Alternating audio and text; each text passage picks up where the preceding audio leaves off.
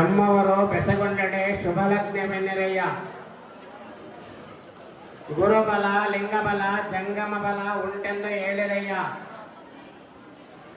ನಾಳಿನ ದಿನಕ್ಕಿಂತ ಇಂದಿನ ದಿನ ಲೇಸೆಂದು ಹೇಳಿರಯ್ಯ. ಕೂಡಲ ಸಂಗಮ ದೇವರ ಪೂಜಿಸಿದ ಫಲ ನಿಮ್ಮದಯ್ಯ. ಸ್ಮರಣೀಯರಾದ ಬಸವಾದಿ ಶಿವಶರಣರನ್ನ ಎಲ್ಲ ಮಹಾನುಭಾವರನ್ನ ಸ್ಮರಣೆ ಮಾಡ್ಕೊಳ್ತಾ ಇಂದು ದಾಂಪತ್ಯ ಜೀವನಕ್ಕೆ ಪಾದಾರ್ಪಣೆಯನ್ನ ಮಾಡಿರುವಂತ ಅಷ್ಟಾವರಣ ಸಂಪನ್ನ ನಾಗರಾಜ, ಅಷ್ಟಾವರಣ ಸಂಪನ್ನೆ ಗೌತಮಿ ಇವರ ವಚನ ಕಲ್ಯಾಣ ಮಹೋತ್ಸವದ ಸಮಾರಂಭದ ಸಾನ್ನಿಧ್ಯವನ್ನು ವಹಿಸಿ ಈ ಕಾರ್ಯಕ್ರಮ ಶ್ರೀಮಠದಲ್ಲಿ ನಡೆಯುವ ಹಾಗೆ ಅವಕಾಶವನ್ನು ಮಾಡಿಕೊಟ್ಟು ನಾವು ನೀವು ಎಲ್ಲರೂ ಸೇರ್ಲಿಕ್ಕೆ ಕಾರಣಕರ್ತರಾಗಿರುವಂತ ಆತ್ಮೀಯರಾದ ಪೂಜ್ಯ ನಟರಾಜ ಮಹಾಸ್ವಾಮಿಗಳವರು ಗುರುಲಿಂಗ ಜಂಗಮ ದೇವರ ಮಠ ಗೌಡಿಗೆರೆ ಪೂಜ್ಯರ ಶ್ರೀಪಾದಕ್ಕೆ ಭಕ್ತಿಯ ಪ್ರಣಾಮಗಳನ್ನು ಸಲ್ಲಿಸುತ್ತಾ ವೇದಿಕೆಯ ಮೇಲೆ ಭಾಗವಹಿಸಿರುವಂಥ ಎಲ್ಲ ಪರಮ ಪೂಜ್ಯರಲ್ಲಿ ಭಾಗವಹಿಸಿರುವಂಥ ಎಲ್ಲ ಶರಣ ಬಂಧುಗಳಲ್ಲಿ ಶರಣಾರ್ಥಿಗಳು. ಇದೊಂದು ಅಪರೂಪವಾಗಿರ್ತಕ್ಕಂಥ ಸಂದರ್ಭ. ಇದು ಬಹುತೇಕ ನೀವೆಲ್ಲ ಬಹಳಷ್ಟು ಮದುವೆಗಳಿಗೆ ಹೋಗಿದ್ದೀರಿ, ಭಾಗವಹಿಸಿದಿರಿ, ಮದುವೆ ಮಾಡಿರೋರಿದ್ದೀರಿ, ಮದುವೆ ಆಗಿರೋರಿದ್ದೀರಿ, ಮದುವೆ ಮಾಡೋರಿದ್ದೀರಿ. ಈ ಸಮಾರಂಭವನ್ನು ನೋಡಿದರೆ ನಿಮಗೆ ಯಾರಿಗೂ ಕೂಡ ಇದು ಮದುವೆಯ ಕಾರ್ಯಕ್ರಮ ಅಂತ ಅನಿಸಿಲ್ಲ. ಇದೊಂದು ಧಾರ್ಮಿಕವಾಗಿರ್ತಕ್ಕಂಥ ಸಮಾರಂಭ ಅಂತೇಳಿ ಅನಿಸಿರ್ಬೋದು. ಕಾರಣ ಏನು ಅಂತಂದ್ರೆ ಬಸವ ಪರಂಪರೆಯಲ್ಲಿ ಲಿಂಗಾಯತ ಧರ್ಮದಲ್ಲಿ ಈ ಕಲ್ಯಾಣ ಮಹೋತ್ಸವಕ್ಕೆ ಒಂದು ವಿಶೇಷವಾಗಿರ್ತಕ್ಕಂಥ ಸ್ಥಾನ ಇದೆ. ವೈದಿಕರ ಆಚರಣೆಯನ್ನು ಬಿಟ್ಟು ಕೇವಲ ಲಿಂಗಾಯತ ಧರ್ಮದ ಆಚರಣೆಯ ಮೂಲಕವಾಗಿ ವಚನ ಮಾಂಗಲ್ಯವನ್ನ ಈ ರೀತಿಯಾಗಿ ಮಾಡಲಿಕ್ಕೆ ಅವಕಾಶ ಇದೆ ಅಂತೇಳಿ ನಿಮ್ಮೆಲ್ಲರಿಗೂ ತೋರಿಸಿಕೊಡುವುದರ ಮೂಲಕ ಒಂದು ವಿಶೇಷವಾಗಿರ್ತಕ್ಕಂಥ ಒಂದು ಅಪರೂಪವಾಗಿರ್ತಕ್ಕಂಥ ಸಮಾರಂಭದಲ್ಲಿ ನಾವು ನೀವೆಲ್ಲರೂ ಕೂಡ ಭಾಗವಹಿಸಿದ್ದೀವಿ. ಬಹುಶಃ ಈ ಮದುವೆ ಅಂತಕ್ಕಂಥದ್ದು ಬಹಳ ಖರ್ಚಿನ ಕೆಲಸ, ನಿಮಗೆಲ್ಲ ಗೊತ್ತು. ಆಡಂಬರಕ್ಕಿಂತಲೂ ಆದರ್ಶ ಬಹಳ ಮುಖ್ಯ. ಇಲ್ಲಿ ಆಡಂಬರ ನಾವೆಷ್ಟೇ ಖರ್ಚು ಮಾಡಿ ಮದುವೆ ಮಾಡಿದ್ರು ಕೂಡ ಕಡಿಮೆನೆ. ಅದನ್ನು ಮಾಡ್ಬೇಕಾಯ್ತು ಇದನ್ನು ಮಾಡ್ಬೇಕಾಯ್ತು ಅಂತೇಳಿ ಇನ್ನೂ ಉಳಿತಾನೇ ಇರುತ್ತೆ. ಆದರೆ ಆದರ್ಶವಾಗಿರುವಂತ ಕಲ್ಯಾಣ ಮಹೋತ್ಸವ ಇದೆಯಲ್ಲ, ಇದು ಬಹಳ ವಿಶಿಷ್ಟವಾಗಿರುವಂತಹದ್ದು, ಹಾಗೇನೆ ನೆನಪಿನಲ್ಲಿ ಉಳಿಯುವಂತಹದ್ದು. ಗೌರಿಗೆರೆ ಮಠದಲ್ಲಿ ಇಂಥ ಒಂದು ಮದುವೆಗೆ ನಾವು ಹೋಗಿದ್ವಿ. ಅಲ್ಲಿ ಯಾವುದೇ ರೀತಿಯಾಗಿರುವಂತ ವೈದಿಕರ ಆಚರಣೆ ಇರಲಿಲ್ಲ, ಅಕ್ಷತೆ ಅಕ್ಕಿಕಾಳನ್ನು ಹಾಕಂಗಿರಲಿಲ್ಲ, ಆಮೇಲೆ ಹಾಲು ತುಪ್ಪವನ್ನು ಬಿಡಂಗಿರಲಿಲ್ಲ. ಒಂದು ವಿಶೇಷವಾದಂಥ ಸಂದರ್ಭ ಇದಲ್ಲ. ಕಾರಣ ನೀವೆಲ್ಲ ಬಹಳಷ್ಟು ಸಂದರ್ಭದಲ್ಲಿ ಕೆಲಸವನ್ನು ಮಾಡಿದ್ದೀರಿ. ಅಕ್ಷತೆ ಹಾಕೋದು, ಹಾಲು ತುಪ್ಪ ಎಳೆಯೋದು, ಹಾಲು ತುಪ್ಪ ಎಳೆಯೋದು ಮುಖ್ಯ ಅಲ್ಲ. ಅಲ್ಲಿ ಅವರಿಬ್ಬರ ಮನಸ್ಸು ಒಂದಾಗಿ ಬೆರೆಯುವಂತ ಕೆಲಸ ಆಗಬೇಕು. ನೋಡಿ, ನೀವೆಲ್ಲ ಹಾಲು ತುಪ್ಪ ಎರಿತೀರಿ, ಹಾಲಿಗೆ ತುಪ್ಪವನ್ನು ಹಾಕ್ತೀರಿ. ಹಾಲು ತುಪ್ಪ ಹೊಂದಾಣಿಕೆ ಆಗಲ್ಲ, ಅದೇ ನೀರು ಹಾಕಿ ಹೊಂದಾಣಿಕೆ ಆಗುತ್ತೆ. ಗಮನಿಸಬೇಕಾದಂತ ಅಂಶ ಇಲ್ಲಿ ಹಾಲು ಜೇನು ಅಂತಾರೆ. ಹಾಲು ಮತ್ತು ಜೇನು. ಹಾಲಿಗೆ ಜೇನು ಹಾಕಿದ್ರೆ ಕೂಡ್ಕೊಳ್ಳೋದಿಲ್ಲ. ಹಾಲೇ ಬೇರೆ ಕಾಣುತ್ತೆ, ಜೇನೇ ಬೇರೆ ಕಾಣುತ್ತೆ. ಅದೇ ಒಂದು ಅರ್ಧ ಲೀಟರ್ ನೀರು ಹಾಕ್ರಿ, ಆ ಹಾಲಿನೊಳಗೆ ನೀರು ಕೂಡ್ಕೊಂಡು ಹೋಗುತ್ತೆ. ಹಾಲು ಬೇರೆ ನೀರು ಬೇರೆ ಅಂತ ಗೊತ್ತಾಗೋದಿಲ್ಲ. ಇವರ ಮನಸ್ಸುಗಳು ಹೇಗಿರ್ಬೇಕು ಅಂತಂದ್ರೆ ಹಾಲು ತುಪ್ಪ ಇದ್ದಂಗಿರಬಾರ್ದು, ಹಾಲು ನೀರು ಇದ್ದಂಗಿರ್ಬೇಕು. ಹೊಂದಾಣಿಕೆಯಿಂದ ಹೋಗ್ಬೇಕು. ನೋಡಿ ಅವ್ರು ಎಷ್ಟು ಮಟ್ಟಿಗೆ ಹೊಂದಾಣಿಕೆಯಿಂದ ಹೋಗ್ಬೇಕು ಅಂತಂದ್ರೆ ಮಧ್ಯದಲ್ಲಿ ಬೇರೆ ಮಾಡೋರು ಇದ್ದೇ ಇರ್ತಾರೆ, ಎಲ್ಲ ಊರಲ್ವ ಎಲ್ಲ ಮನೆಗಳಲ್ವ. ಆ ಬೇರೆ ಆಗದಂಗೆ ಮನಸ್ಸುಗಳು ಬೇರೆ ಆಗದಂಗೆ ಹೆಂಗಿರ್ಬೇಕು ನಿಮಗೆಲ್ಲ 9ರ ಮಗ್ಗಿ ಗೊತ್ತಿದೆ. 9 1 9, 9 2 18 ಬಿಡಿಸುತ್ತದು. 1 8 ಸೇರಿದ್ರೆ ಎಷ್ಟಾಗುತ್ತೆ? ಮತ್ತೆ 9 ಆಗುತ್ತೆ. ಹಾಗೇನೆ 2 7 ಸೇರಿಸಿದ್ರೆ 9 ಆಗುತ್ತೆ. 3 6 ಸೇರಿಸಿದ್ರೆ 9 ಆಗುತ್ತೆ. 4 5 ಸೇರಿಸಿದ್ರೆ 9 ಆಗುತ್ತೆ. 5 4 ಸೇರಿಸಿದ್ರೆ 9 ಆಗುತ್ತೆ. 6 3 ಸೇರಿದ್ರೆ ಬಿಡಿಸಂಗೆ ಅದನ್ನು ಕೂಡಿಸ್ತಾ ಹೋಗುತ್ತದೆ 9 ಸಂಖ್ಯೆ. ಹಾಗೆ ಪ್ರತಿಯೊಂದು ಮನೆಯಲ್ಲಿಯೂ ಕೂಡ ಬಿಡಿಸುವಂತ ಕೆಲಸ ಇದ್ದೇ ಇರುತ್ತೆ. ಆದ್ರೂ ಸಹ ಬೇರ್ಪಡದ ರೀತಿಯಲ್ಲಿ ಅವರಿಬ್ಬರು 9 ಆಗಿಯೇ ಹಿಡಿದ್ರೆ ಮಾತ್ರ ಅವ್ರ ಜೀವನ ಸಾರ್ಥಕ ಆಗುವಂತ ಕೆಲಸ. ಇದು ಆಗಬೇಕಾಗಿರ್ತಕ್ಕಂಥದ್ದು. ಇಲ್ಲಿ ನಿಮಗೆ ಒಂದು ಘಟನೆಯನ್ನು ಹೇಳ್ತೀವಿ. ಮೇಲೆ ಆಕಾಶದಲ್ಲಿ ಹೋಗಿ ಮದುವೆ ಆಗಿರೋರು ಇದ್ದಾರೆ, ನೀರಿನ ಒಳಗಡೆ ಹೋಗಿ ಮದುವೆ ಆಗಿರೋರು ಇದ್ದಾರೆ, 5,000 ಕೋಟಿ ಖರ್ಚು ಮಾಡಿ ಮದುವೆ ಆಗಿರೋರು ಇದ್ದಾರೆ, ಉಚಿತ ಮದುವೆಯಲ್ಲಿ ಮದುವೆ ಆಗಿರೋರು ಇದ್ದಾರೆ. ಇಲ್ಲಿ ಮದುವೆ ಆಗುವಂತ ಸಂದರ್ಭ ಇದೆಯಲ್ಲ, ಇದು ಎಲ್ಲರ ಮನಸ್ಸಿನಲ್ಲಿ ಅಚ್ಚಳಿಯದೆ ಉಳಿಯುವಂತ ಸಂದರ್ಭ ಇದು. ಕಾರಣ ಏನು ಅಂದ್ರೆ ಸಂಸ್ಕಾರ ಅನ್ನೋದು ಬಹಳ ಮುಖ್ಯ. ಇಲ್ಲಿ ಯಾವ ಸಂಸ್ಕಾರದಿಂದ ಆ ಮದುಮಕ್ಕಳಿಗೆ ಈ ಒಂದು ಆಚರಣೆಯ ಮೂಲಕವಾಗಿ ಮದುವೆಗಳನ್ನ ಕಲ್ಯಾಣ ಮಹೋತ್ಸವನ್ನ ಮಾಡ್ತೀವೋ ಅದೇ ದಾರಿಯಲ್ಲಿ ಆ ಜೋಡಿಗಳು ಹೋಗ್ತಾನೆ ಇರ್ತವೆ. ಮನುಷ್ಯನಿಗೆ ಸಂಸ್ಕಾರ ಅನ್ನೋದು ಮುಖ್ಯ. ನೋಡಿ, ಒಂದು ಊರಲ್ಲಿ ಒಬ್ಬ ಶ್ರೀಮಂತ ಇದ್ದ. ಆ ಶ್ರೀಮಂತನಿಗೆ ಒಬ್ಬ ಮಗ ಇದ್ದ. ಆ ಮಗನಿಗೆ ಹೀಗೆ ಮದುವೆ ಆಯಿತು.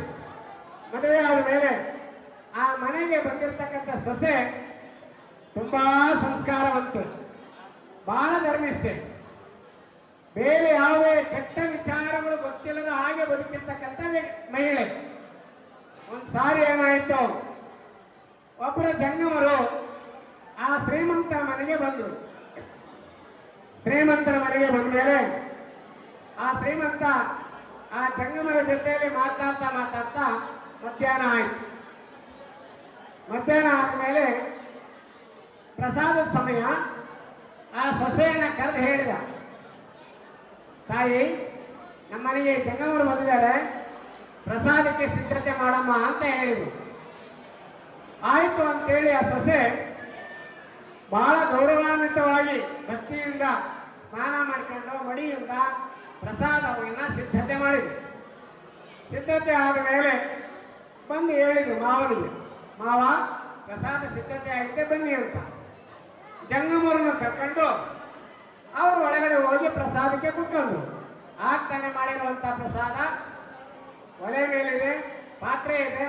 ಪಾತ್ರೆಯ ಮೇಲೆ ಮುಚ್ಚಿರ್ತಕ್ಕಂಥ ಮುಚ್ಚಳ ತೆಗೆದ್ರೆ ಹಾಗೆ ಹಾಗೆ ಹಾಗೆ ಬರ್ತಾ ಇದೆ, ಅಷ್ಟು ಸುಡ್ತಾ ಇದೆ ಪ್ರಸಾದ.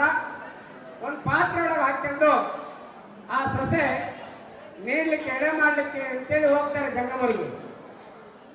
ಆ ಸಂದರ್ಭದಲ್ಲಿ ಜಂಗಮರು ಹೇಳ್ತಾರೆ, ತಾಯಿ, ನನಗೆ ತಂಗ್ಳು ಊಟ ಮಾಡಿ ಅಭ್ಯಾಸ ಇಲ್ಲ ಕಣಮ್ಮ, ಬಿಸಿದೇನಾದ್ರೂ ಇದ್ರೆ ತಂದು ನೀಡಮ್ಮ ಅಂತ ಹೇಳ್ತಾರೆ. ನೀವು ಯೋಚನೆ ಮಾಡ್ಬೇಕೀಗ, ಆಗ್ತಾನೆ ಮಾಡಿರುವಂತ ಪ್ರಸಾದ ಒಲೆ ಮೇಲೆ ಪಾತ್ರೆ ಇದೆ, ಮುಚ್ಚಳ ತೆಗೆದ್ರೆ ಹಾಗೆ ಹಾಗೆ ಬರ್ತಾ ಇದೆ, ಸುಡ್ತಾ ಇದೆ. ಜಂಗಮರು ಹೇಳ್ತಾ ಇದ್ದಾರೆ, ನನಗೆ ತಂಗ್ಳು ಊಟ ಮಾಡಿ ಅಭ್ಯಾಸ ಇಲ್ಲ, ಬಿಸಿದೇನಾದ್ರೂ ತೊಂದರೆ ಇದ್ದೇಳಮ್ಮ ಅಂತ ಹೇಳ್ತಾ ಇದ್ದಾರೆ. ಆ ತಾಯಿ ಮತ್ತೆ ಒಳಗಡೆ ಹೋದ್ಲು. ಸೊಸೆ ಅದೇ ಪಾತ್ರೆ ಇರ್ತಕ್ಕಂಥ ಮತ್ತೆ ತಗೊಂಡ್ಬಂದ್ಲು, ಮತ್ತೆ ನೀಡಕ್ ಹೋದ್ಲು. ಮತ್ತೆ ಆ ಜಂಗಮರು ಹೇಳಿದ್ರು, ತಾಯಿ, ನಾನು ಆಗ್ಲೇ ಹೇಳಿದ್ದೀನಿ, ನನಗೆ ತಂಗ್ಳು ಊಟ ಮಾಡಿ ಅಭ್ಯಾಸ ಇಲ್ಲ, ಬಿಸಿದೇನಾದ್ರೂ ತೊಂದರೆ ಇದ್ರೆ ನೀಡಮ್ಮ ಅಂತ ಅಂದ್ರು. ಪಕ್ಕಗೆ ಮಾವ ಇತ್ತು. ಮಾವನಿಗೆ ಆಶ್ಚರ್ಯ ಆಯ್ತು. ಇದೇನು ಈ ತಾನೇ ಮಾಡಿದ್ದೆ, ಗುರುಗಳು ಇನ್ನೊಂತಾರಲ್ಲ ಅಂತೇಳಿ ಬಹಳ ಆಶ್ಚರ್ಯದಿಂದ ಆ ಸೊಸೆ ಹೇಳಿದ್ದು, ಸ್ವಾಮೀಜಿ ನಮ್ಮ ಮನೆಯಲ್ಲಿರೋದೆಲ್ಲದೂ ತಂಗ್ಳೆ ವಿನಃ ಬಿಸಿದೇನೂ ಇಲ್ಲ ಅಂತ ಹೇಳಿದ್ರು. ಮಾವನಿಗೆ ಸಿಟ್ಟು ಬಂದ್ಬಿಡ್ತು, ಮರ್ಯಾದೆ ಹೋಯ್ತು. ಗುರುಗಳ ಮುಂದೆ ಮರ್ಯಾದೆ ತಗದಲ್ಲ, ತಂಗಳು ಅಂತ ಹೇಳಿದಲ್ಲ, ಸಿಟ್ಟು ಬಂದ್ಬಿಡ್ತು ಭಾಳ. ಆಯ್ತು, ತಂಗಳ ಇದ್ರೆ ಆಯ್ತು ಬಿಡಮ್ಮ ಅಂತೇಳಿ ನೀಡಿಸ್ಕೊಂಡ್ರು, ಊಟ ಮಾಡಿದ್ರು, ಅವ್ರು ಹೋದ್ರು. ಆಮೇಲೆ ಹೋದ್ಮೇಲೆ ಮನೆಗಳಲ್ಲಿ ಏನಾಗ್ತದೆ ಅಂತ ನಿಮಗೆಲ್ಲ ಗೊತ್ತಾಗುತ್ತವಲ್ಲ. ಸರಿ, ಒಂದು ದಿವಸ ಆಯ್ತು, 2 ದಿವಸ ಆಯ್ತು. ಅವ್ರ ನೆಂಟರಿಗೆ ಅಂದ್ರೆ ಸೊಸೆ ಇದ್ರಲ್ಲ, ಆ ಸೊಸೆಯ ತಂದೆ ತಾಯಿಗಳಿಗೆ ವಿಷಯವನ್ನ ಮಾವ ತಿಳಿಸಿದ್ರು. ಏನಂತ, ನಿಮ್ಮ ಮಗಳನ್ನ ಬಂದು ಕರ್ಕೊಂಡು ಹೋಗ್ರಿ ಅಂತ. ಮನೆಯಲ್ಲಿರುವಂತ ಆ ಬೀಗರು ನೆಂಟರು ಅನ್ಕೊಂಡ್ರು, ಹೊಸದಾಗ ಹೋಗಿಲ್ಲ ನನ್ನ ಮಗಳು, ಬಹುತೇಕ ಹೊಂದಾಣಿಕೆ ಆಗಿಲ್ಲ, ಇನ್ನೊಂದು 4 ದಿವಸ ನಮ್ಮ ಮನೆಗೆ ಇಟ್ಕೊಂಡು ಕಳಿಸಿದ್ರು ಆಯ್ತು ಅಂತೇಳಿ ಕರ್ಕೊಂಡು ಬಂದ್ರು. ಕರ್ಕೊಂಡು ಬಂದ್ಮೇಲೆ 1 ವಾರ ಆಯ್ತು, 2 ವಾರ ಆಯ್ತು, 1 ತಿಂಗಳಾಯ್ತು, 2 ತಿಂಗಳಾಯ್ತು, ಕರ್ಕೊಂಡು ಹೋಗಕ್ಕೆ ಬರಲೇ ಇಲ್ಲ. ಆಮೇಲೆ ಎತ್ತಂತ ಕರುಳು ಸುಮ್ಮನಿರ್ಬೇಕಲ್ಲ ಪಾಪ. ಆವಾಗ ಯಾಕೋ ಬರಲಿಲ್ಲ ಅಂತೇಳಿ ಇವರೇ ಕೇಳಿದ್ರು, ನಮಗೆ ಬ್ಯಾಡ್ರಿ ನಿನ್ನ ಮಗಳು ಅಂತ ಅಂದ್ಬಿಟ್ಟು ಸರಿ. ಆವಾಗ ಇವ್ರಿಗೆ ಆಶ್ಚರ್ಯ ಆಯ್ತು, ದಿಗ್ಭ್ರಮೆ ಆಯ್ತು. ಏನಾಯ್ತು ಏನಾಯ್ತು? ಏನಿಲ್ಲ, ನಿನ್ನ ಮಗಳನ್ನೇ ಕೇಳಿದ್ರಿ. ಸರಿ, ಮಗಳನ್ನ ಕರ್ಕೊಂಡ್ರು. ಅವರು ಇವರಲ್ಲಿ ಮುಖಂಡರುಗಳು ಅಂತ ಇರ್ತಲ್ಲ, ಪಂಚಾಯತಿ ಮಾಡೋರು, ಅವ್ರನ್ನ 3-4 ಜನ ಕರ್ಕೊಂಡ್ರು, ಮಗಳನ್ನ ಕರ್ಕೊಂಡ್ರು. ಆ ನೆಂಟರ ಮನೆಗೆ ಹೋದ್ರು. ಮನೆಗೆ ಹೋದ್ಮೇಲೆ ಆ ಬೀಗರೇನು ಮಾತಾಡ್ತಿಲ್ಲ, ಸುಮ್ಮನೆ ಕುತ್ಕೊಂಡ್ಬಂದ್ರು. ಇವರೇ ಹೋಗಿ ಮಾತಾಡ್ಸಿ, ಚೆನ್ನಾಗಿದ್ದೀರಾ ಹಾಗೆ ಹೇಗೆ ಅಂತೆಲ್ಲ ಸೌಜನ್ಯವಾಗಿ ಏನೇನು ಮಾತಾಡ್ಬೇಕು ಅದನ್ನೆಲ್ಲ ಮಾತಾಡಿದ್ರು. ಆವಾಗ ಕೇಳಿದ್ರು, ಯಾಕೋ ಸಿಟ್ಟಾಗಿ ಹಂಗಿದ್ದೀರಿ? ಸಿಟ್ಟಾಗಲ್ಲ, ಇನ್ನೇನ್ರಿ ಮರ್ಯಾದೆ ಹೋಗುವಂತ ಮರ್ಯಾದೆ ಹೋದ್ಮೇಲೆ ಇನ್ಯಾಕೆ ಬದುಕ್ಬೇಕು ನಾವು ಅಂತ ಹೇಳಿದ್ವಿ. ಯಾಕಪ್ಪ ಏನಾಗಿತ್ತು ಅಂತ ಹೇಳಿ, ನಿಮ್ಮ ಮಗಳನ್ನ ಕೇಳ್ರಿ ಅಂತ ಅಂದ್ರು. ಏನಾಗಿತ್ತು ಏನಾಯ್ತವ? ನನಗೇನು ಗೊತ್ತಿಲ್ಲ. ಮತ್ತಷ್ಟು ಸಿಟ್ಕೊಂಡ್ಬಿಟ್ಟು ಏನು ಗೊತ್ತಿಲ್ಲ ಅಂತಲ್ಲ ಅಂತ. ಆವಾಗ ಅವರೇ ಒತ್ತಡ ಮಾಡಿ ಕೇಳಿದ್ರು, ಒತ್ತಾಯ ಮಾಡಿ ಕೇಳಿದ್ರು, ಏನಾಯ್ತು ಹೇಳ್ರಿ ಬೀಗ್ರೆ ಅಂತ. ನೋಡಪ್ಪ, ನಾವು ಬೆಳೆಸೋದು ಎಷ್ಟು ಮುಖ್ಯನೋ ಮರ್ಯಾದೆಯನ್ನು ಬದುಕೋದು ಅಷ್ಟೇ ಮುಖ್ಯ. ಇಂಥ ದಿವಸ ನಮ್ಮ ಮನೆಗೆ ಒಬ್ಬರು ಜಂಗಮರು ಬಂದಿದ್ರು. ಅವ್ರು ಬಂದಂಥ ಸಂದರ್ಭದಲ್ಲಿ ಅಡುಗೆ ಮಾಡಮ್ಮ ಅಂತ ಹೇಳಿದ್ವಿ, ಅಡುಗೆ ಮಾಡಿದ್ರು.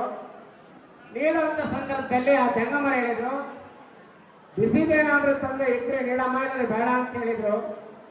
ಆದ್ರೆ ನಿನ್ನ ಮಗಳು, ನನ್ನ ಸೊಸೆ ಅಂತ ಹೇಳಿಲ್ಲ ಅವರು, ಆದ್ರೆ ನಿನ್ನ ಮಗಳು ನಮ್ಮ ಮನೇಲಿರೋದು ತಂಗಾಯಿನ ಬಿಸಿದೇನಿಲ್ಲ ಅಂತ ಹೇಳಿದ್ರು. ಇದು ತಪ್ಪಲ್ವಾ? ಯಾಕಮ್ಮ ಹಂಗನ್ನಕ್ಕೋದೆ ಅಂತ ಸಹಜ ತಂದೆ ತಾಯಿಗಳು ಮಾತನಾಡಿದ್ರು. ಆವಾಗ ಅವ್ರು ಹೇಳೋದಕ್ಕೆಲ್ಲ ಸುಮ್ಮನಿದ್ರು. ಸೊಸೆ ಹೇಳಿ ಆದ್ಮೇಲೆ ಕೇಳಿ, ನೋಡಿ ಮಾವ, ನಿಮ್ಮ ದೃಷ್ಟಿಯಲ್ಲಿ ನಾನು ಹೇಳಿರೋದು ತಪ್ಪು ನಿಜ.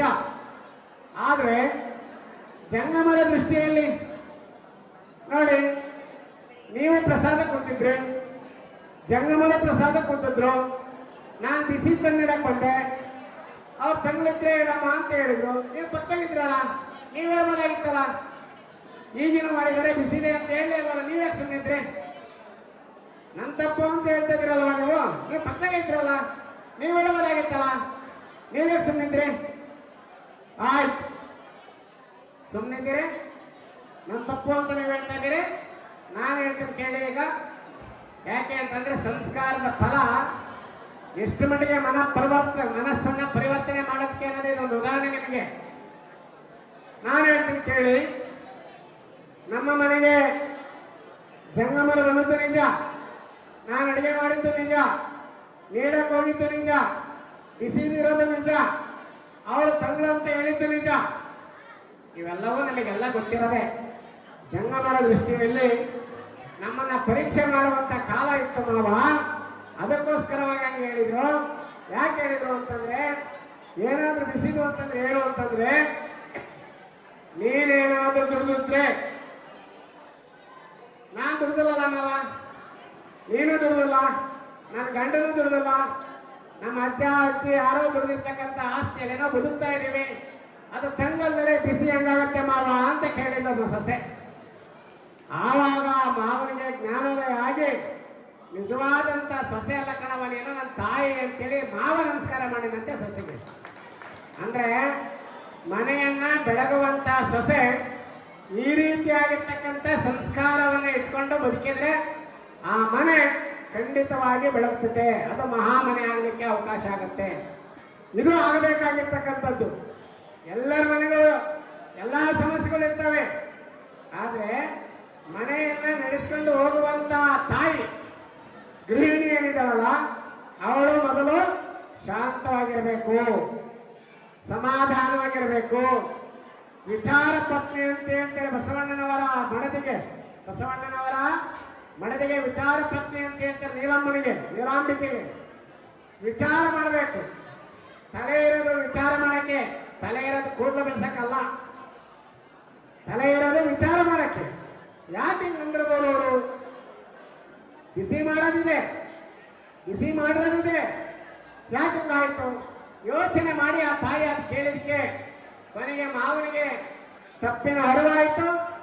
ತಪ್ಪನ್ನು ತಿಳ್ಕೊಂಡ ಆ ಮನೆ ಅತ್ಯಂತ ಸುಸಂಸ್ಕೃತವಾಗಿರ್ತಕ್ಕಂಥ ಮನೆತನ ಆಗಲಿಕ್ಕೆ ಅವಕಾಶ ಆಯಿತು.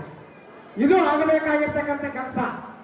ಇಲ್ಲಿ ಯಾಕೆ ಗುರುಲಿಂಗ ಜಂಗಮ ದೇವರ ಮಠದಲ್ಲಿ ಇಂಥ ಒಂದು ಕಲ್ಯಾಣ ಮಹೋತ್ಸವ ಆಗಿದೆ ಅಂತಂದ್ರೆ, ಈ ಮಠದಲ್ಲಿ ಗುರುಗಳು ಇದ್ದಾರೆ, ಲಿಂಗನೂ ಇದೆ, ಜಂಗಮನೂ ಇದೆ. ಹಾಗಾಗಿ ನಾವೆಲ್ಲರೂ ಕೂಡ ಗುರುಲಿಂಗ ಜಂಗಮನ ದೇವರ ಮಠದಲ್ಲಿ ಭಾಗವಹಿಸಿದ್ದೀವಿ ಅಂತಕ್ಕಂಥದ್ದು ಒಂದು ವಿಶೇಷ.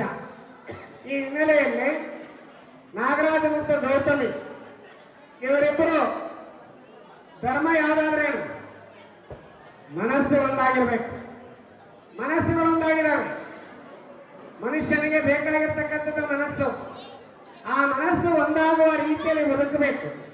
ಬಹುತೇಕ ಬಸವಣ್ಣನವರ ಕಾಲದಲ್ಲಿ ಲಾವಣ್ಯವತಿ ಮತ್ತು ಶೀಲವಂತ ಅಂತಕ್ಕಂಥ ಮಹಿಳೆ ಯುವತಿ ಯಾರು? ಅರಳಯ್ಯನ ಮಗ ಶೀಲವಂತ, ಮಧುವರಸರ ಮಗಳು ಲಾವಣ್ಯವತಿ. ಇವರಿಬ್ಬರು ಸಮಾಜದ ದೃಷ್ಟಿಯಿಂದ ಬೇರೆ ಬೇರೆ ಜನಾಂಗದವರು, ಬೇರೆ ಬೇರೆ ಧರ್ಮದವರು. ಅವರಿಗೆ ಇಷ್ಟಲಿಂಗ ಧಾರಣೆ ಆದಮೇಲೆ ಅವರಿಬ್ಬರು ಒಂದೇ ಅಂತಕ್ಕಂಥ ಭಾವನೆಯನ್ನು ಇಟ್ಕೊಂಡು ಅವರಿಬ್ಬರಿಗೂ ಕಲ್ಯಾಣ ಮಾಡಿದ್ರು. ಬಹುತೇಕ ಕಲ್ಯಾಣದ ಕ್ರಾಂತಿಗೆ ಕಿಡಿಯಾಗಿದ್ದ ಆ ಮದುವೆಯಿಂದ. ಇದೆಲ್ಲವೂ ನಮ್ಮ ಗಮನದಲ್ಲಿರಬೇಕು. ಈ ತಾಳಿ ಕಟ್ಟಕ್ಕಿಂತಲೂ ಮೊದಲು ಬೆಳಿಗ್ಗೆ ಇವರಿಬ್ಬರಿಗೂ ಲಿಂಗ ದೀಕ್ಷೆ ಆಗಿದೆ. ನಮ್ಮ ಧರ್ಮದಲ್ಲಿ ಲಿಂಗ ದೀಕ್ಷೆಗೆ ಆದ್ಯ ಕರ್ತವ್ಯ ಇದೆ, ಅಗ್ರಸ್ಥಾನ ಇದೆ. ಲಿಂಗ ಧಾರಣೆಯನ್ನು ಮಾಡ್ಕೊಂಡ ಮೇಲೆ ನಾವು ಅವರಂಥವರು, ಇವರಿಂಥವರು, ಅವ್ರ ಆ ಜನಾಂಗದವರು, ಈ ಜನಾಂಗದವರು, ಆ ಧರ್ಮದವರು, ಈ ಧರ್ಮದವರು ಹೀಗೆ ಹೇಳುವ ಅವಶ್ಯಕತೆ ಇಲ್ಲ. ನೋಡಿ, ನಮ್ಮಲ್ಲಿ 4 ವರ್ಣಗಳಿದ್ದಾವೆ: ಬ್ರಾಹ್ಮಣ, ಕ್ಷತ್ರಿಯ, ವೈಶ್ಯ, ಶೂದ್ರ. ಅವತ್ತಿನಿಂದ ಹಿಡಿದು ಇವತ್ತಿನ ತನಕ ನಿರಂತರವಾಗಿ ನಡ್ಕೊಂಡು ಬಂದಿದ್ದಾವೆ. ನೀವು ಬ್ರಾಹ್ಮಣರ ಅಲ್ಲ, ವೈಶ್ಯರ ಅಲ್ಲ, ಕ್ಷತ್ರಿಯರ ಅಲ್ಲ, ಶೂದ್ರರ ಶೂದ್ರರೂ ಅಲ್ಲ. ನೀವ್ಯಾರು? ಲಿಂಗವನ್ನು ಧರಿಸಿರ್ತಕ್ಕಂಥವರೆಲ್ಲರೂ ಕೂಡ ಅಪ್ಪನ ಲಿಂಗಾಯತರು. ಇದು ನಮ್ಮ ಭಾವನೆಯಿಂದ ಬರಬೇಕು. ಯಾವಾಗ ಆ ಭಾವನೆ ಧಕ್ಕೆ ಆಗುತ್ತೆ ಆಗಲೇ ನಿಮಗೆಲ್ಲ ಹೇಳ್ಬೇಕು. ರೂಪಕುಮಾರ ಸ್ವಾಮಿ ಅವರು ನಮ್ಮ ಧರ್ಮಗುರು ಯಾರು, ನಮ್ಮ ಧರ್ಮ ಗ್ರಂಥ ಯಾವುದು, ನಮ್ಮ ಧರ್ಮ ಕ್ಷೇತ್ರ ಯಾವುದು? ಬಹುತೇಕ ನಮ್ಮ ಜನ ಇಲ್ಲಿ ಯಾವ ಹೊರಗಡೆ ಕೇಳ್ರಿ, ನಮ್ಮ ಧರ್ಮಗ್ರಂಥ, ನಿಮ್ಮ ಧರ್ಮಗ್ರಂಥ ಯಾವುದು ಅಂತ ಹೇಳಿದ್ರೆ ಭಗವದ್ಗೀತೆ ಹೇಳ್ತಾರೆ, ರಾಮಾಯಣ ಹೇಳ್ತಾರೆ. ಯಾಕೆ ಅಂದ್ರೆ ಧರ್ಮದ ತಳ ಹಾಗೆ ನನಗೆ ಗೊತ್ತಿಲ್ಲ, ಇಷ್ಟಲಿಂಗ ಅಂದ್ರೆ ಗೊತ್ತಿಲ್ಲ. ಎಷ್ಟೊಂದು ಸಂದರ್ಭದಲ್ಲಿ ಪೂಜೆಗಳಿಗೆ ಹೋದಂತ ಸಂದರ್ಭದಲ್ಲಿ ಒಂದೇ ಲಿಂಗ 16 ಜನ ಹತ್ರ ಓಡಾಡ್ಕೊಂಡು ಬಂದಿರ್ತೀವಿ.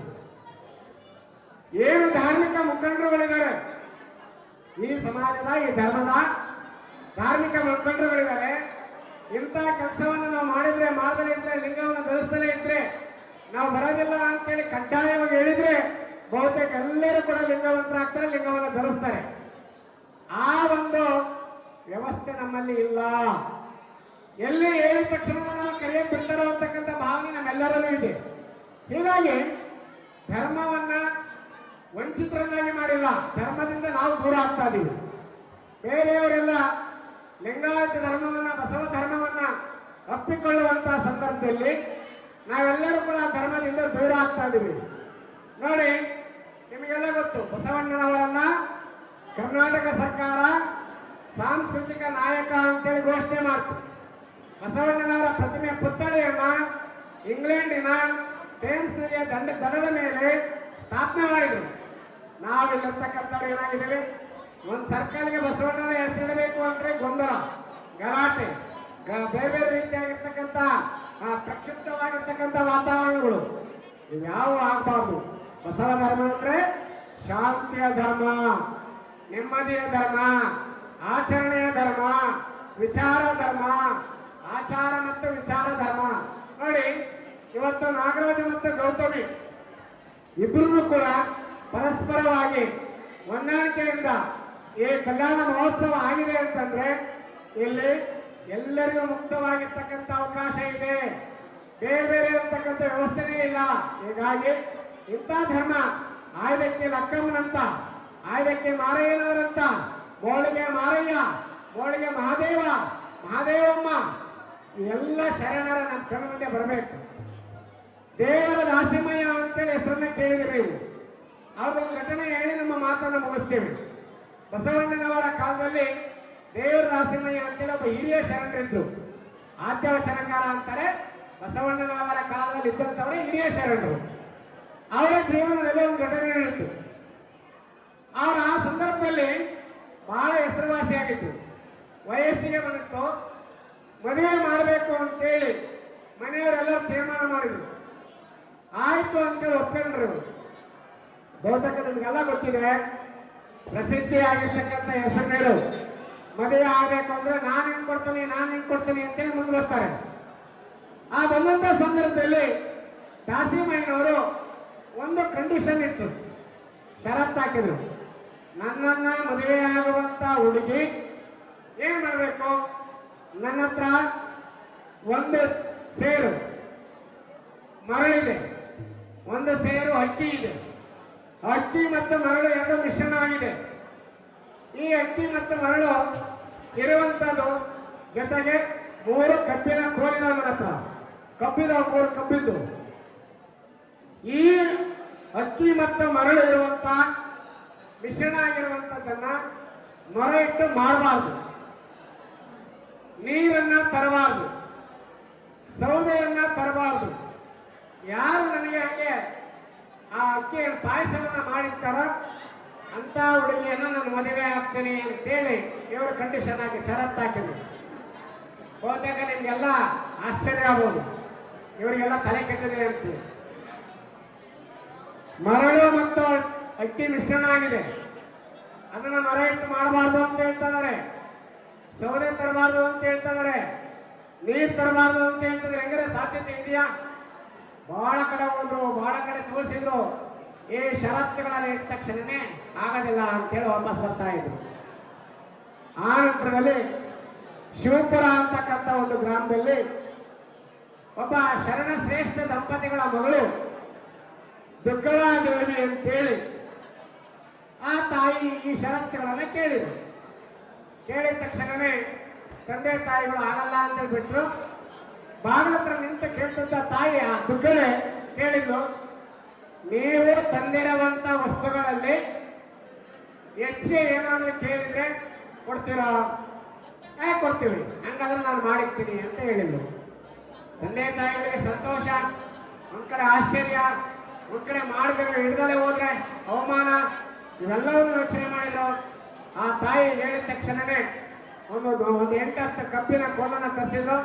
ಬೇಸಿಗೆ ಕಾಲ, ಆ ಕಬ್ಬನ್ನು 2 ಭಾಗ ಮಾಡಿದ್ರು.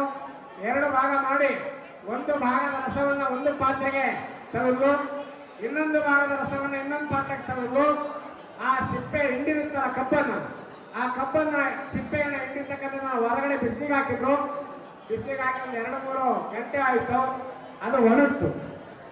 ಅದನ್ನೇ ಸೌದೆಯನ್ನಾಗಿ ತಗೊಂಡು ಇಲ್ಲಿ ರಸ ಇತ್ತಲ್ಲ, ತುದಿ ಭಾಗದ ರಸವನ್ನ ಒಂದು ಪಾತ್ರೆಗೆ ಇತ್ತಲ್ಲ, ಅಕ್ಕಿ ಮತ್ತು ಮರಳು ಮಿಶ್ರಣ ಆಗಿರ್ತಕ್ಕಂಥದ್ದನ್ನು ನಾನು ಕಾಕಿದ್ಲು. ಅಲ್ಲಿ ಹೊರಗಡೆ ಒಣಾಕಿದಂತೆ ಕಬ್ಬಿನ ಸಿಪ್ಪೆನ ತಂದು ಹೊಲಿಗೆ ಹಚ್ಚಿದ್ಲು. ಅದೇನಾಯ್ತು, ಕುದಿತಾ ಕುದಿತಾ ಕುದಿತಾ ಮರಳು ಕೆಳಗಡೆ ಹೋಗ್ತಾ ಇತ್ತು, ಅಕ್ಕಿ ಮೇಲ್ಭಾಗದಲ್ಲಿ ಬರ್ತಾ ಇತ್ತು. ಒಂದು ಸೌಟ್ ತಗೊಂಡು ಬರೀ ಅಕ್ಕಿನೇ ತೆಗೆದು ತೆಗೆದು ತೆಗೆದು ಇನ್ನೊಂದು ಪಾತ್ರೆಗೆ ಹಾಕಿದ್ಲು. ಇನ್ನೊಂದು ಪಾತ್ರೆಗೆ ಹಾಕಿದ ಮೇಲೆ ಮತ್ತೊಂದು ಭಾಗದ ರಸ ಇತ್ತಲ್ಲ, ಆ ಪಾತ್ರೆಯನ್ನು ಒಲೆ ಮೇಲೆ ಇಟ್ಟು ಅಕ್ಕಿ ಪಾಯಸವನ್ನ ಮಾಡಿದ್ದಿಲ್ಲ. ಆವಾಗ ನೀನು ಮಾಡಿದ್ದು ಸಾರ್ಥಕ ಆಯ್ತು, ನಾನು ನಿನ್ನನ್ನು ಮದುವೆ ಆಗ್ತೇನೆ, ಕಲ್ಯಾಣ ಆಗ್ತೇನೆ ಅಂತೇಳಿ ಸತಿಪತಿಗಳು ಒಂದಾದ ಭಕ್ತಿ ಹಿತವಾಗಿಪ್ಪದು ಶಿವಂಗೆ. ಸತಿಪತಿಗಳು ಒಂದಾಗದ ಭಕ್ತಿ ಅಮೃತದೊಳಗೆ ವಿಷ ಬೆರೆಸಿದಂತೆ ಅನ್ನುವ ಹಾಗೆ ಅವರಿಬ್ರು ಮನಸ್ಸುಗಳು ಒಂದಾಗಿರೋ ಹಾಗೆ ಅವ್ರೇನು ಆ ಪಾಯಸವನ್ನ ಮಾಡಿದ್ರು, ಪಾಯಸ ಮಾಡಿದ್ರು, ಊಟ ಮಾಡಿದ್ರು, ಮದುವೆ ಆಡಿದ್ರು. ಇಂಥವರ ಆದರ್ಶಗಳು ಆಗಬೇಕು ನನಗೆ. ಶರಣರ ಆದರ್ಶ ಈ ರೀತಿಯಾಗಿರ್ತಕ್ಕಂಥ ಆದರ್ಶ ಆಗಬೇಕು. ಹೇಗೆ ನಾಗರಾಜ್ ಮತ್ತು ಗೌತಮಿ ಅವರು ಅವರ ಜೀವನದಲ್ಲಿ ಶರಣರ ಆದರ್ಶಗಳನ್ನು ಬದುಕಿನಲ್ಲಿ ಬದುಕಿಕೊಂಡು ಕಾಯಕ ಮತ್ತು ದಾಸೋಹವನ್ನು ಮಾಡುತ್ತಾ ಧರ್ಮದ ಮಾರ್ಗದಲ್ಲಿ ನಡೆಯುವಂತೆ ಪ್ರೇರೇಪಣೆಯನ್ನು ಮಾಡಬೇಕು ಅಂತ ಹೇಳಿ ಬಸವಾದಿ ಶರಣರಲ್ಲಿ ಪ್ರಾರ್ಥನೆಯನ್ನು ಮಾಡಿಕೊಳ್ತಾ ಈ ಒಂದು ಮಠದಲ್ಲಿ ಇಂಥ ಒಂದು ಒಳ್ಳೆಯ ಕಾರ್ಯಕ್ರಮದಲ್ಲಿ ನಾವೆಲ್ಲರೂ ಕೂಡ ಭಾಗವಹಿಸಿದ್ದಕ್ಕೆ, ಜೊತೆಗೆ ನಮ್ಮ ನಟರಾಜ ಸ್ವಾಮೀಜಿಯವರು ಕೇವಲ ವಿಶೇಷವಾಗಿರ್ತಕ್ಕಂಥ ಕಾರ್ಯಕ್ರಮಗಳನ್ನ ಮಾಡ್ತಾರೆ. ಜನಸಾಮಾನ್ಯರಿಗೆ ಹತ್ತಿರವಾಗಿರ್ತಕ್ಕಂಥ ಜನರಿಗೆ ಸ್ಪಂದನೆ ಮಾಡುವಂತ ಒಂದು ವಿಶೇಷ ವ್ಯಕ್ತಿತ್ವವನ್ನ ನಮ್ಮ ನಟರಾಜ ಸ್ವಾಮೀಜಿಯವರು ಕಳೆದ ಒಂದು 35-40 ವರ್ಷಗಳ ಮೊನ್ನೆ ತಾನೇ ಈ ಒಂದು 2-3 ತಿಂಗಳು ಹಿಂದೆ 50 ವರ್ಷಗಳನ್ನು ಪೂರೈಸಿರ್ತಕ್ಕಂಥ ಹಿನ್ನೆಲೆಯಾಗಿ ಸುವರ್ಣ ಮಹೋತ್ಸವವನ್ನು ಕೂಡ ಈ ಮಠದಲ್ಲಿ ಆಚರಣೆ ಆಯಿತು.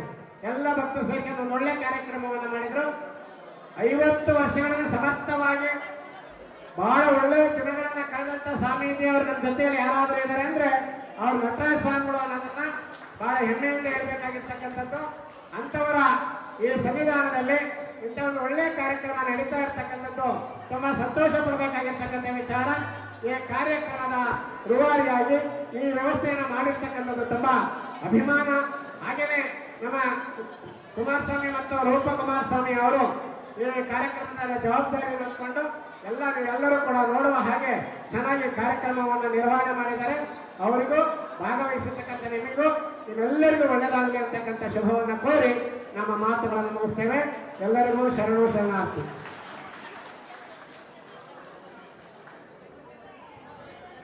ಶರಣ ಬಂಧುಗಳೇ, ಇಲ್ಲಿಯವರೆಗೆ ನೀವು ನಿರಂಜನ ಪ್ರಣವ ಸ್ವರೂಪಿ ಶ್ರೀ ಡಾಕ್ಟರ್ ಗುರುಬಸವ ಮಹಾಸ್ವಾಮಿಗಳ ಆಶೀರ್ವಚನವನ್ನ ಕೇಳಿದ್ರಿ.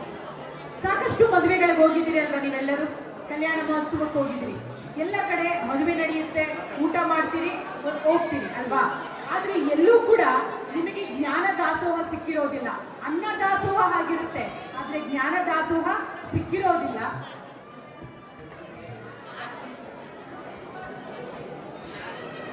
ಜ್ಞಾನ ದಾಸೋಹ ಸಿಕ್ಕಿರೋದಿಲ್ಲ.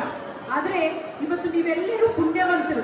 ಇವತ್ತು ಎಲ್ಲಿದ್ದೀರಿ ಅಂದ್ರೆ ನೀವು ಸ್ವರ್ಗದಲ್ಲಿದ್ದೀರಿ, ದೇವಲೋಕದಲ್ಲಿದ್ದೀರಿ. ಅದಕ್ಕೆ ಇವತ್ತು ಅಂತಹ ಒಳ್ಳೆಯ ಗುರುಗಳಿಂದ ಇವತ್ತು ನಿಮಗೆ ಆಶೀರ್ವಚನ ಸಿಕ್ಕಿದೆ. ಈ ಆಶೀರ್ವಚನದಲ್ಲಿ ಅವರು ನುಡಿದಂತಹ ಒಂದೊಂದು ಸಾಲುಗಳು ಕೂಡ ಅರ್ಥಗರ್ಭಿತ. ನೀವು ಸಾಮಾನ್ಯವಾಗಿ ನಾನು ಗಮನಿಸ್ತಾ ಇದ್ದೀನಿ, ಎಷ್ಟೋ ಜನ ಮಾತನಾಡ್ತಾ ಇದ್ದೀನಿ, ಓಡಾಡ್ತಾ ಇದ್ದೀನಿ. ಆದ್ರೆ ನಾನು ತಮಿಳ್ನಾಡಿಗೆ ಹೋಗಿದ್ದೀನಿ, ಬೇರೆ ಬೇರೆ ರಾಜ್ಯಗಳಿಗೆ ಹೋಗಿದ್ದೀನಿ ಉಪನ್ಯಾಸಕ್ಕೆ. ಅಲ್ಲಿ ಶರಣ ಬಂಧುಗಳು ಒಬ್ರು ಕೂಡ ಎದ್ದೇಳಲ್ಲ, ಒಬ್ರು ಕೂಡ ಆ ಕಡೆ ಈ ಕಡೆ ಹಂದಾಡೋದಿಲ್ಲ. ಆದ್ರೆ ದಯಮಾಡಿ ನಾನು ಒಂದು ಕೇಳ್ಕೊತೀನಿ, ಗುರುಗಳು ಯಾರಾದ್ರೂ ಮಾತನಾಡಬೇಕಾದ್ರೆ, ಆಶೀರ್ವಚನವನ್ನ ನೀಡಬೇಕಾದ್ರೆ ದಯಮಾಡಿ ಅವ್ರು ಹೇಳುವಂತಹ ಮಾತುಗಳನ್ನ, ನುಡಿಗಳನ್ನ ಆಲಿಸಿ ಜೀವನದಲ್ಲಿ ಅದನ್ನ ಅಳವಡಿಸಿಕೊಳ್ಳಿ. ಯಾಕಂದ್ರೆ ಇಂತಹ ಸಾಕ್ಷಾತ್ಕಾರ ನಿಮಗೆಲ್ಲೂ ಸಿಗೋದಿಲ್ಲ, ಇಂತಹ ಜ್ಞಾನದಾಸೋಹ ಮತ್ತೆಲ್ಲೂ ಸಿಗೋದಿಲ್ಲ. ಇವತ್ತು ನೀವೆಲ್ಲರೂ ಇವತ್ತು ಜ್ಞಾನದಾಸೋಹವನ್ನ ಪಡೆದಿದ್ದೀರಿ ಅಂದ್ರೆ ನೀವೆಲ್ಲರೂ ಇವತ್ತು ಸೌಭಾಗ್ಯವಂತರು ನಿಜವಾಗ್ಲೂ. ಅದಕ್ಕೆ ಇವತ್ತು ಗುರುಗಳು ಹೇಳಿದ ಹಾಗೆ ಒಬ್ಬ ಮನೆಗೆ ಸೊಸೆ ಬರಬೇಕಾದ್ರೆ ಹೇಗೆ ಸುಸಂಸ್ಕೃತರಾಗಿರಬೇಕು, ಒಳ್ಳೆಯ ಸಂಸ್ಕಾರವನ್ನ ಕಲಿಬೇಕು, ಮನೆಯನ್ನ ಹೇಗೆ ನಡೆಸ್ಕೊಂಡು ಹೋಗ್ಬೇಕು, ಗೌರವ ಭಾವನೆಯಿಂದ ಹೇಗೆ ಹಿರಿಯರನ್ನ ಕಾಣಬೇಕು, ಹೀಗೆ ಸಾಕಷ್ಟು ಮೌಲ್ಯಗಳ ಬಗ್ಗೆ ನಮಗೆ ತಿಳಿಸ್ಕೊಟ್ಟಿದ್ದಾರೆ. ಪೂಜ್ಯ ಗುರುಗಳಿಗೆ ನಾನು ಭಕ್ತಿಪೂರ್ವಕ ಶರಣಾರ್ಥಿಗಳನ್ನ ಸಮರ್ಪಿಸುತ್ತೇನೆ. ಜೋರಾಗಿ ಚಪ್ಪಾಳೆ ತಟ್ಟುವುದರ ಮೂಲಕ ಅಟ್ಲೀಸ್ಟ್ ನೀವು ಎಲ್ಲರೂ ಪ್ರೆಸೆಂಟ್ ಇದ್ದೀರಿ ಇಲ್ಲದೆ ಅಂತ ನಾನು ತೋರಿಸ್ಬೇಕು. ಈಗ ತದನಂತರ ಪರಮ ಪೂಜ್ಯ ಶ್ರೀ ನಟರಾಜ ಸ್ವಾಮಿಗಳು ಗುರುಲಿಂಗ ಜಂಗಮ ದೇವರ ಮಠ ದಾವಣಗೆರೆ ಗುರುಗಳಿಂದ ಆಶೀರ್ವಚನ.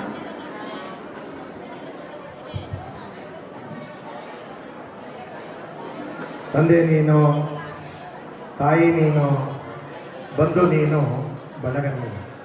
ನೀನಲ್ಲದೆ ಮತ್ತಾರು ಇಲ್ಲವಯ್ಯ, ಕೂಡಲ ಸಂಗಮ ದೇವಯ್ಯ. ಹಾಲಲ್ಲಾದರೂ ಹಾಕು, ನೀರಲ್ಲಾದರೂ ಹಾಕು, ನಿಮ್ಮಂತ ಈ ಸಮಾಜ